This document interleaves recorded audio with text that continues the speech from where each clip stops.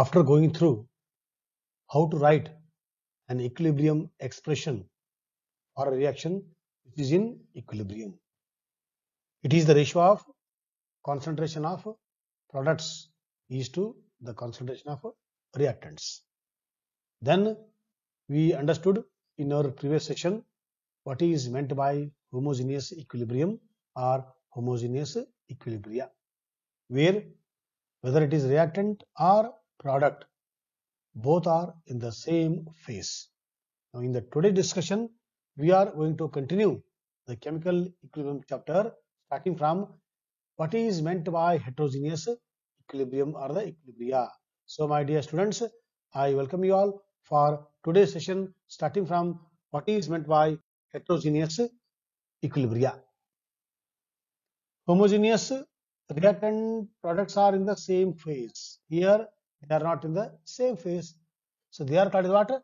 Heterogeneous equilibria. CaCO3 gives CaO, then CO2. So here two are in the solid state, the one is in the gaseous state. That means they are not in the same phase or state. Such equilibrium is called as what? Heterogeneous equilibrium. And examples belongs to this category are called as heterogeneous equilibria. But here some points we have to understand. Pure solids and liquids have activities of unity. Whenever we want to write equilibrium expression for heterogeneous equilibria, that time if we came across what concentration of solids and the liquids, that too if they are in the pure condition, it is taken as a unity or it is neglected. Why? Because concentration of solids will not change. What is concentration? It is related to the volume. So volume of solids and the volume of liquids. So there is no appreciable change or there is no appreciable expansion if you compare to the gas. Therefore, whenever you are writing, okay, equilibrium expression, if you get concentration of solids or pure solids and the liquids, that time it is taken as a unity or neglected. Okay, so keeping this point, we will remove it. That is the conventions we have made in the chemical equilibrium. Okay, right. Now for this, how to write equilibrium expression? Okay, so equilibrium constant equal to, it is the ratio of what? Concentration of the products is to the concentration of the reactants. So concentration of CaO and concentration of the CO2 by concentration of CaCO3. Okay, concentration of CaO in the solid state neglected. Concentration of the CaCO3 is also in the solid state neglected. That means in the numerator this is neglected, in the denominator it is neglected. That means equilibrium constant Kc is equal to what? Concentration of only CO2. That's why it's written like this. Okay, and this CO2 is in the gaseous state. So whenever we express the concentration for the gaseous molecules, we don't use the concentration, that is moles per liter. That time what we will use? Pressure, partial pressure. Therefore, so it is modified as Kc equal to concentration of CO2. That means what? Concentration of gaseous reactants or the products are expressed in the partial pressure. Therefore, this is nothing but what? Partial pressure of CO2. And that time it is called as what? Kp. Okay. If it is, if you are expressing the concentration of the solid, liquid, other thing, then it is called Kc. If you are expressing equilibrium expression for the gaseous conditions, that time we can use the word Kp, P for pressure. So in terms of pressure, we express the concentration. Okay, right. Both are same. Difference is what? In terms of concentration. For others, moles per liter. For gases, it is a partial pressure. Okay, in the bar or atmosphere, whichever is applicable. Now, equilibrium constants for heterogeneous equilibria. Okay, pure substances in the solid and liquid state have constant concentrations. Okay, this I told just now a few minutes back, because their volume will not change. Therefore, their concentration is taken as a unity. Okay, right. Adding or removing some does not change the concentration, because they do not expand to fill the container or spread without a solution. That's why it is taken as a unity. Therefore, these substances are not included in the equilibrium expression. One example is here. CaCO3 plus 2HCl gives CaCl2 plus CO2 plus H2O. Okay. So this is in equilibrium. Now, as per the equilibrium expression rule, K equal to what? Concentration of the products by the concentration of the reactant.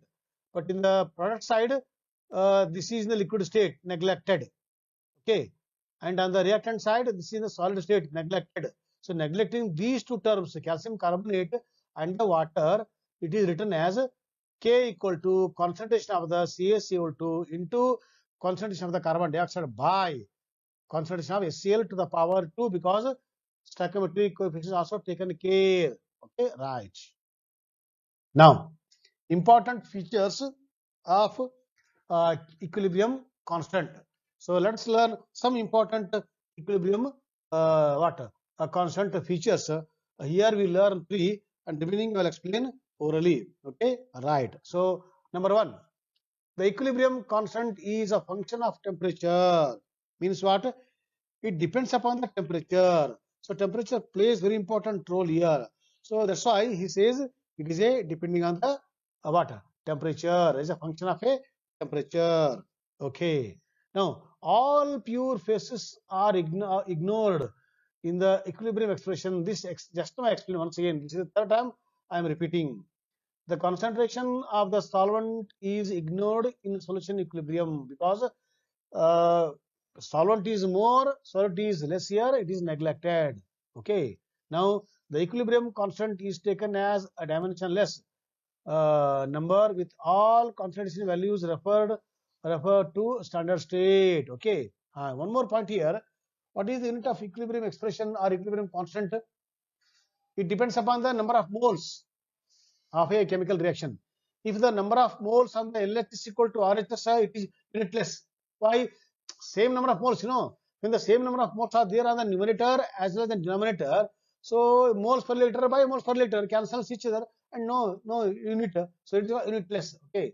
When number of moles of reactants and the products differs, that time it is having unit. Otherwise, equilibrium constant is unitless if the number of moles are equal. Okay. Now, other features are equilibrium constant is applicable only when concentrations of reactants and products have attained their equilibrium state. Okay. When the reaction is in equilibrium, then only it is taken care, otherwise no. Second, one more is what? The value of equilibrium constant is independent of initial concentrations of the reactants and the products. That means it is not worried about the how much with what concentration you have started. Okay, when the reaction starts with some moles, after the reaction starts, when it attains equilibrium, that time how much concentration is there? If you take out the ratio of that one, then only it is it worries about that. Otherwise, equilibrium constant will not take care of initial and the final concentration. With what you have started, it is not worried. Okay, after when it attains equilibrium, how much concentration is there? The ratio is important. Okay, right.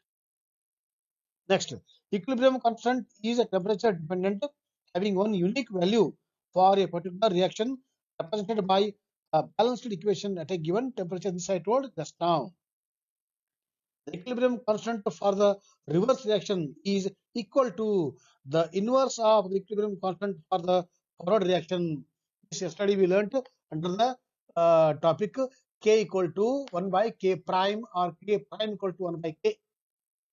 Next is what? The equilibrium constant for a reaction is related to the equilibrium constant of the corresponding reaction whose equation is obtained by multiplying or dividing the equation for the original reaction by a small integer. This I told yesterday by taking the example of iodine plus hydrogen gives Hi, and the equilibrium expression was written for H2I2 and the 2Hi. Okay, that I told by taking the table example. So this is what regarding the features of equilibrium constant. Now, where we use the knowledge of this equilibrium constant, so let's learn application level of this. So in the industry or in the laboratory or in our day-to-day life, where exactly we use the knowledge of equilibrium constant K. So with respect to chemistry in the laboratory, we worry about only three applications. Many are there. So let us learn only three. Number one, predict the extent of a reaction on the basis of its magnitude. Next is what? Predict the direction of the reaction.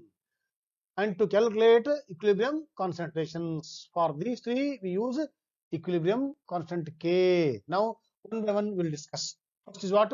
To predict the extent of a reaction. Means what? Whether reaction is possible in what direction. That is important. Okay. Right. Now, here, condition number one.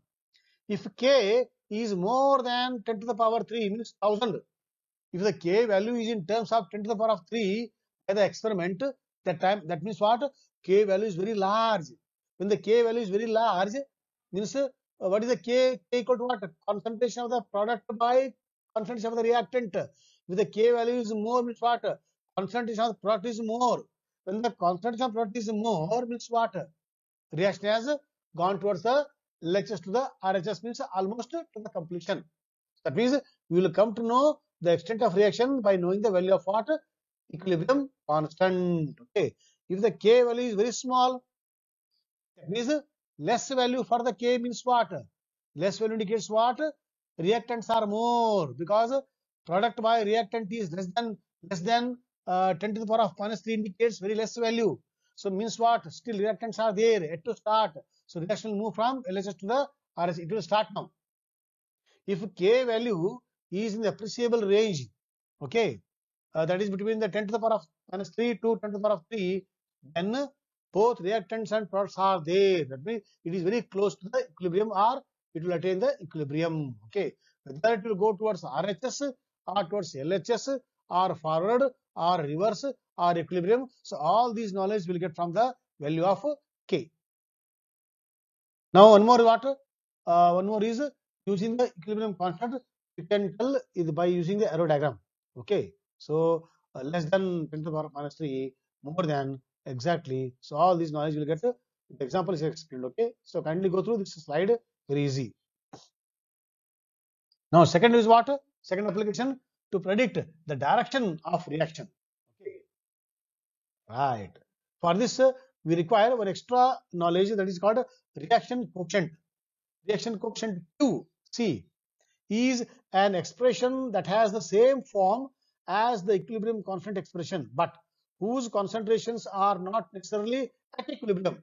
This is the difference. So QC and the KC both are same. Both are explained on the same ground. It is the ratio of concentration of the product to the concentration of the reactant. The difference is what? K is explained when the reaction is in the equilibrium. Okay, whereas QC is calculated or explained at any condition of reaction, whether after 1 minute, after 2 minutes of the reaction, or during the end point of the reaction, or when the product starts decomposing. That time, at every stage of a chemical reaction, if you take out the ratio, that is called QC. But if you take out the ratio of the product by the reactant only at equilibrium, that is KC. So KC, QC definition is same, but KC at equilibrium, QC at any stage of reaction. Okay. So now how this knowledge of QC will helpful in explaining the direction of reaction by taking the help of one more value, KC. Let us see here. Okay.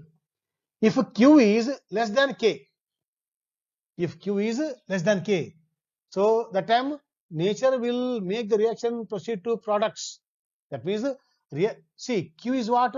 Q is at any stage of reaction. Q is very less, means what? Numerator by denominator is very less value for Q indicates what? Indicates reactants are more. So it will react and give the products. If QC is more than K, so to get the QC value more, product has to be more. That time nature will make the reaction proceed to reactant. So when the products are more, it starts decomposing. So it will give back the reactants. That time it is a reverse reaction. By chance, if Q is equal to K, what is K? Equilibrium value for the product by the reactant. If that value becomes equal to the QC, both are equal. No, that time it is in equilibrium. Okay, right. Now, so third application of the equilibrium constant is what? It is used to calculate the equilibrium concentrations.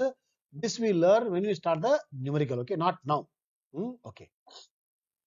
Now, what is the relation between free energy, that is Gibbs free energy, with equilibrium? It is given by a very famous equation, that is what? Delta Z equal to delta G naught plus RT ln Q. Q is the reaction quotient for the chemical equilibrium. These two are constants, okay?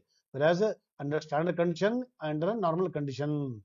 But when the reaction is in equilibrium, that time delta is equal to what? 0. So 0 equal to delta G naught plus RT ln Q. So now transfer RT ln Q this side. So delta G naught becomes what? Minus RT ln Q. That means delta G should go to the minus. If the delta G is minus, then reaction possibility is there. That is called spontaneous reaction. Okay, and here is given here. Delta G less than 0. The reaction proceeds to the right side. Means it will go towards the product side. Got less than 0, negative value. Delta Z more than 0. Okay, the reaction proceeds to the left. That means it is a positive side. So that means LHS to RHS is impossible. It is only RHS to the LHS. So now after the reaction giving the products, now products are giving back reactants. That is happening. Okay, reverse is happening. Whereas if the delta G naught is exactly equal to 0, that time reaction is in the equilibrium. So using K value, using Q value, using the delta Z value, from all these values you will come to know whether reaction is moving from left to right or right to left or in equilibrium. Now the same reaction, same equation. Okay, if delta G naught is negative, spontaneous, positive, non-spontaneous, equal to 0, equilibrium. Forward reaction, reverse reaction, equilibrium. So all these knowledge we will get from the equilibrium constant. Okay, my friends, I think we have understood a lot today about the homogeneous, heterogeneous, and about the equilibrium constant and its use application. So today we'll wind up, and tomorrow we'll start one more interesting topic of the equilibrium. So that I'll discuss tomorrow only. Till then, have a nice time and keep studying. Thank you.